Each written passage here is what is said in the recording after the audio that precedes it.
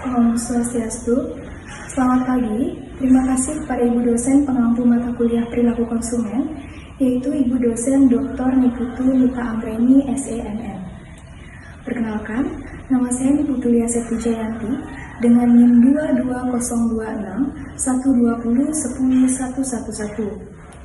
Pada kesempatan pagi hari ini, saya akan menjawab soal ujian akhir semester secara lisan dalam bentuk video ini. Baik, saya akan membahas pertanyaan nomor 1A, yang dimana soalnya adalah jelaskan tahapan model dalam pengambilan keputusan konsumen.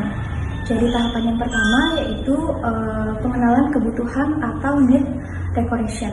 Jadi dimana konsumen ini harus mengenali kebutuhan atau masalah yang harus diselesaikan, seperti keinginan untuk membeli barang atau produk tertentu.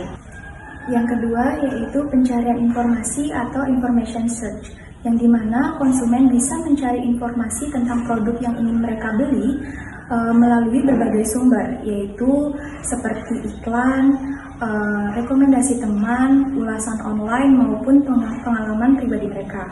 Baik, selanjutnya tahapan ketiga yaitu evaluasi alternatif atau alternative evaluation, yang dimana konsumen ini bisa mengevaluasi secara alternatif produk yang sudah tersedia, seperti misalnya dari segi harga, fitur, ataupun dari segi merek produk tersebut. Baik, tahapan yang keempat yaitu keputusan pembelian atau purchase decision, di mana konsumen ini dapat memutuskan membeli produk yang mereka inginkan sesuai dengan kebutuhan dan preferensi mereka.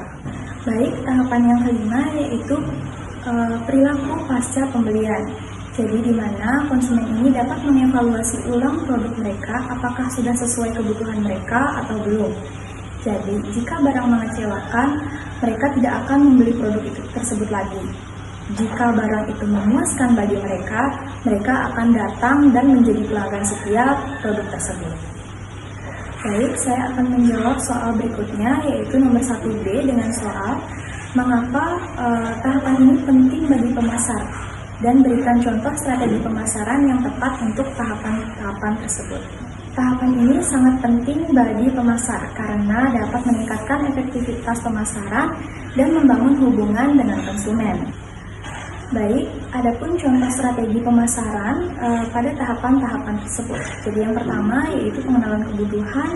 Contohnya seperti membuat konten edukatif untuk tahu manfaat dari produk tersebut.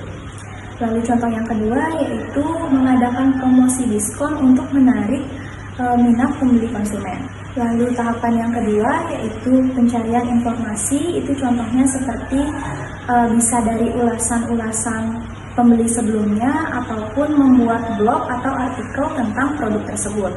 Baik, tahapan yang ketiga yaitu evaluasi alternatif, yang dimana contohnya yaitu memberikan jaminan atau garansi kepada konsumen terhadap produk tersebut. Lalu yang kedua itu contohnya seperti memberikan fitur-fitur unik terhadap produk.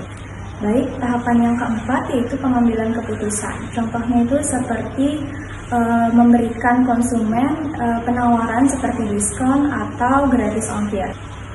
Baik, tahapan yang kelima yaitu perilaku pasca pembelian. Contohnya itu seperti membuat program loyalitas pelanggan dan survei kepuasan pelanggan. Baik, saya akan menjawab pertanyaan nomor 2A, yang dimana soalnya adalah mengapa kelompok referen sangat penting dalam pengambilan keputusan konsumen, dan berikan contoh bagaimana opini kelompok referen dapat mempengaruhi preferensi konsumen. Kelompok referen sangat memainkan peran penting terhadap keputusan pembelian atau preferensi konsumen, itu melalui opini, rekomendasi, ataupun pengalaman. Kelompok referen ini terdiri dari orang-orang yang memiliki hubungan sosial dengan konsumen seperti teman, keluarga, influencer, selebriti, ataupun komunitas. Adapun contoh pengaruh kelompok referen terhadap konsumen. Jadi yang pertama itu seperti teman atau keluarga yang merekomendasikan sebuah restoran ataupun film. Lalu yang kedua yaitu adapun selebriti atau influencer yang merekomendasikan suatu produk kecantikan. Baik, saya akan menjawab pertanyaan nomor 2B, yang dimana soalnya adalah bagaimana dinamika keluarga dapat mempengaruhi keputusan pembelian, dan jelaskan peran individu dalam konteks keputusan keluarga. Dinamika keluarga memainkan peran signifikan dalam mempengaruhi keputusan pembelian, karena anggota keluarga saling mempengaruhi dalam proses pengambilan keputusan pembelian. Adapun peran individu dalam konteks keputusan keluarga. Yang pertama yaitu pengambil keputusan. Jadi orang tua biasanya mengambil tanggung jawab atas keputusan pembelian. Lalu yang kedua ada pengaruhi atau influencer, di mana anak-anak atau anggota keluarga orang lain mengambil keputusan pembelian melalui preferensi atau keinginan mereka. Baik, yang ketiga yaitu pencari informasi, di mana anggota keluarga harus mencari informasi terlebih dahulu tentang produk atau jasa sebelum mereka melakukan keputusan pembelian. Dan yang keempat ada pengguna atau user, di mana anggota keluarga menggunakan produk atau jasa yang dibeli mereka. Pertanyaan selanjutnya yaitu nomor 3A, yang soalnya adalah jelaskan bagaimana konsep difusi inovasi dan bagaimana hal itu terkait dengan pengambilan keputusan konsumen. Konsep difusi dan inovasi ini menjelaskan bagaimana inovasi atau ide baru yang menyebar dan diterima oleh masyarakat luas. Teori ini dikembangkan oleh Everett Rogers pada tahun 1962 dan memiliki implikasi penting dalam pengambilan keputusan konsumen. Baik, saya akan membahas pertanyaan berikutnya yaitu nomor 3B dengan soal apa peran pemasaran dalam mempercepat proses difusi inovasi. Peran pemasaran dalam mempercepat proses difusi dan inovasi yaitu yang pertama ada strategi pemasaran, lalu yang kedua ada taktik pemasaran, lalu yang ketiga ada peran pemasaran dalam difusi inovasi, dan yang terakhir yaitu model difusi inovasi launchers. Saya akan menjawab pertanyaan selanjutnya yaitu nomor 4A yang dengan soal jelaskan mengenai hubungan antara persepsi konsumen dan proses pembelajaran, dan bagaimana penggunaan stimulus dapat mempengaruhi persepsi. Hubungan persepsi konsumen dengan proses pembelajaran sangat erat karena persepsi konsumen merupakan proses pengelolaan informasi yang diterima dari lingkungan sekitar. Lalu proses pembelajaran konsumen terjadi ketika mereka mengumpulkan informasi, menginterpretasikan, dan menilai produk atau jasa. Dan penggunaan stimulus ini berdampak signifikan terhadap persepsi konsumen.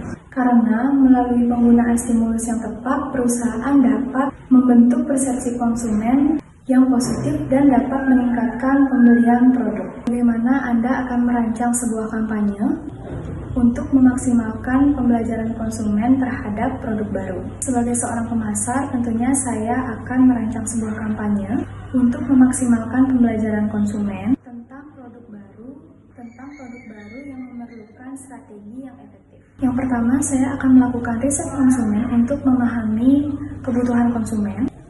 Kemudian, saya akan mengembangkan strategi konten yang edukatif, dan selama kampanye, saya akan memantau metrik kesuksesan seperti klik, konversi, dan penjualan. Baik, sekian jawaban dari saya. Mohon maaf jika ada salah kata.